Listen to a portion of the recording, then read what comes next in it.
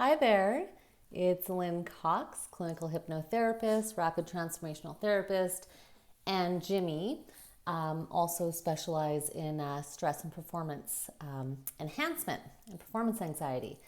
Anyway, I wanted to hop on today and talk about finding your muse. Now, what do I mean by that? Typically, the word muse is used in the artistic sense. So, a person who inspires an artist, in the artistic way.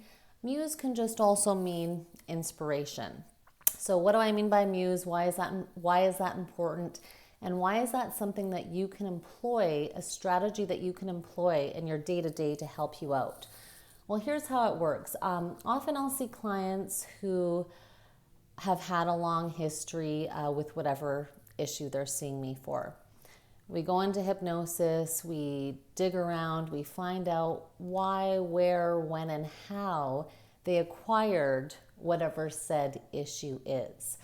It could be habits that are not leading them to great health. It could be a lot of feelings of stress, physical symptoms of stress, not feeling very good about themselves, and some indecision. It could be many things. So one of the things that we look at, or one of the things I've noticed about people, is often we find it difficult to prioritize and really value ourselves, to make time to do the things that we know we want to do, to make time for doing the things that we know are really good for us. If you look at the, weight and healthy habits example, I can't tell you how many times I've heard people say, well, I know I should go to the gym more. I just don't make enough time to, exercise regularly, or I'm not eating well because I'm, not taking the time to kind of plan in advance for those things. That's just one example.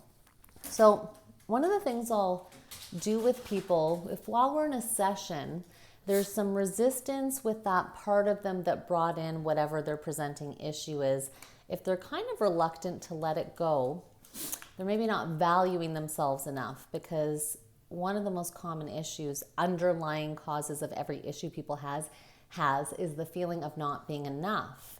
People find it hard to sometimes value themselves enough to go for the things that they're really interested in, or to make healthy changes, to take time to make those changes, to put the effort in, to feel like it's worth it to put the effort in, but to really feel it.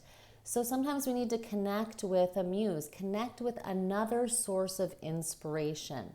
So maybe think about it from this perspective. Think about the way you talk to yourself. Think about the things that you're kind of putting off to the side, things that you want to try but are afraid to try, ways that you talk to yourself, ways that you treat yourself, ways that you treat your body. And if you're finding it difficult sometimes to make some changes that you want to make, if you have children, or if you have children in your life, or somebody else who you can think of, bring somebody to mind who you absolutely adore, who you feel like you would do anything for. We all have somebody like that in our lives. Doesn't have to be your own child. It could be somebody else's child. It could be a friend, a family member. It could be a pet.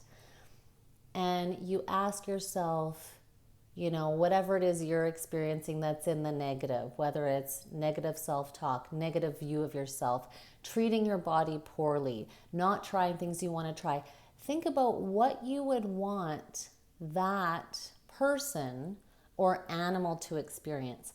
What words would you say to them?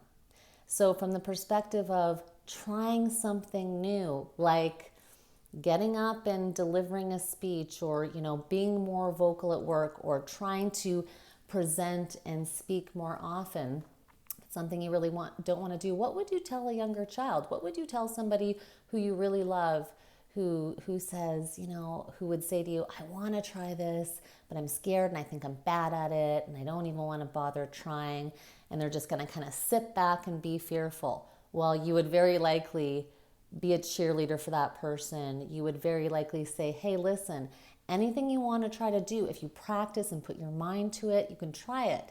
And you'd also probably tell them it's worth trying it and you can do it, and don't be afraid of failing. You would likely be so much so much kinder, so much more supportive to that person. What if it were a child who felt bad about themselves and was saying things like, I don't like my body. I don't like being in this body. What would you say to them? You would say, you know what? You're beautiful the way you are. You deserve to be healthy and happy. And you would help them in a much kinder, I think, more empathetic way. So we need to bring those people to the forefront. Think about how you feel about them. Think about what you would want for them. Think about how you would talk to them. Think about how you would cheer them on, how you would support them, how you would want them to try new things, how you would want them to be healthy, and how you would probably go to any lengths to support them in that. So finding a muse like that can be, once you capture that emotion and that feeling, then you can hold that feeling and then try to translate it to yourself, because we all are worth it. We all are worth being healthy, pushing ourselves to our limits, trying new things, being kinder to ourselves, trying to change the looping thoughts and the looping messages that really aren't serving us. We wouldn't want anybody else who we care about, to do and say a lot of the things that we do and say to ourselves. So try to find that inspiration in someone or something. One example I can give, and I've talked about this before, so when I was working to escape from a violently abusive relationship, I didn't have children at the time, but I had and still have my dog, Jimmy, who was just sitting here. And one of those strategies that I employed to really push me to take action was, I thought, I don't want him to be around somebody who has those tendencies, somebody who can be violent, somebody who could be scary in any way. And I focused a lot of, Jimmy became my muse to inspire me more to make moves, to make a decision, to do something that was better for myself. It was really helpful. That's an extreme situation, but you know what? A lot of people have a lot of negative talk going on in their minds, a lot of things that they're doing that they're not really happy with in terms of health, nutrition, going for, like, taking on challenges in their careers, with other people, as well in relationships.